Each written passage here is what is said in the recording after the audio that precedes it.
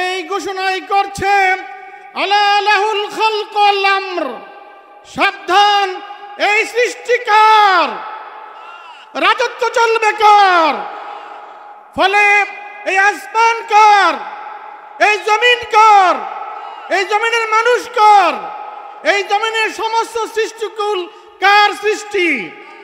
যে আল্লাহ আসমান বানিয়েছেন, জমিন বানিয়েছেন, জমিনের মানুষ পয়দা করেছেন, কুল কায়নাতের যিনি খালাক, মালিক, রাজ্জাক, তার নেতৃত্ব, তার কর্তৃত্ব, তার প্রভুত্ব, তার রুবুবিয়ত, তার উলুহিয়ত, তার হাদানিয়ত ছাড়া অন্য কোনো তন্ত্র মন্ত্র এই জমিনে প্রতিষ্ঠা পাইতে পারে না।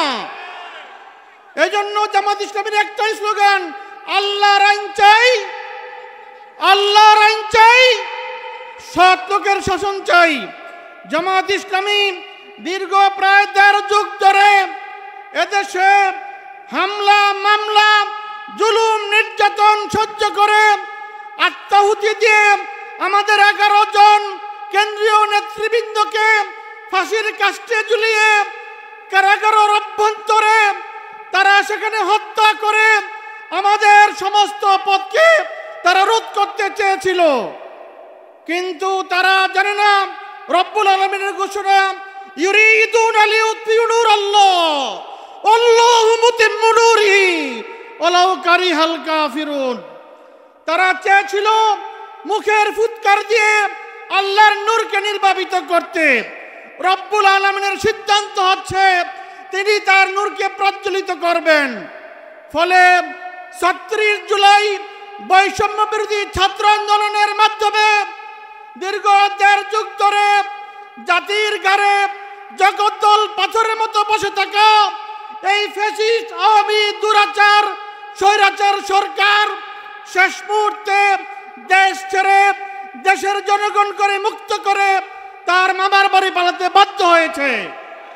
ফলে একটা সুন্দর পরিবেশ সৃষ্টি হয়েছে, যার ফলে আজকে দাউদকান্দিবাসীর এই কর্মী সম্মেলন থেকে ঘোষণা করতে চাই, সংগ্রামী কর্মী ভাইরা, আগামী দিন সূর্যোদয় যেমনি করে নিশ্চিত এই আল্লাহর জমিনে, এই বাংলাদেশে, এই ৫৪,০০০ বর্গমাইলের এই স্বাধীন বাংলাদেশে, শাহজালালের দেশে, শাহ মাহমুদের দেশে, হাজী ফরিদ শরীয়তুল্লাহর দেশে, ফকির মজদুসার দেশে, শহীদ আব্দুল মালেকের দেশে, শহীদ নিজামীর দেশে, শহীদ রিফাতের দেশে, শহীদ মুক্তার দেশে কোরআনের বিজয় ইনশাআল্লাহ নিশ্চিত।